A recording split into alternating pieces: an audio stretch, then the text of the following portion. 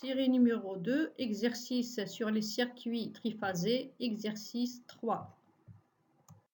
Énoncé de l'exercice, une charge étoile d'impédance 216 plus J 63 ohms est branchée au réseau à travers une ligne d'impédance ZL, elle est donnée par 0,25 plus J 2 ohms par phase.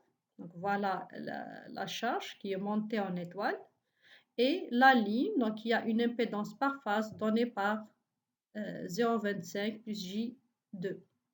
La tension de ligne à la charge est égale, donc U égale à 12 800 volts. Donc ici, au niveau de la charge, nous avons U, c'est 12 800 volts.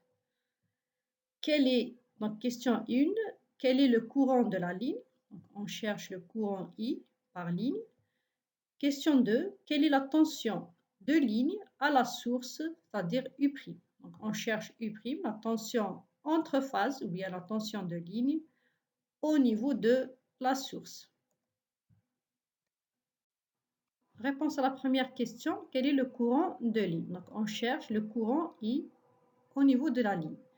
Donc, on va appliquer tout simplement la loi d'Ohm. On sait que la tension aux bornes de cette impédance Z étoile, donc elle est liée au courant par V égale à ZI. Donc I, c'est V sur Z étoile. Donc pour V, donc sachant que la tension V, la relation entre V et U, c'est V égale à U sur racine de 3. La tension complexe, la tension entre phases, donc elle est donnée comme donnée dans l'exercice, c'est 12 800. Donc 12 800 sur racine de 3, ça va me donner une tension simple au niveau de l'impédance de 7390,08 volts.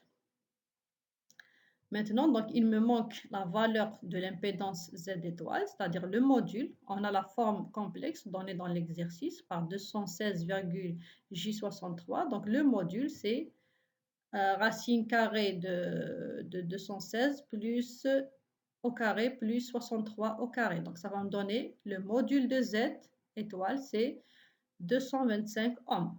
Donc, application numérique, nous avons la tension simple, nous avons la valeur de l'impédance. On trouve donc le courant de ligne, c'est 32,84 ampères.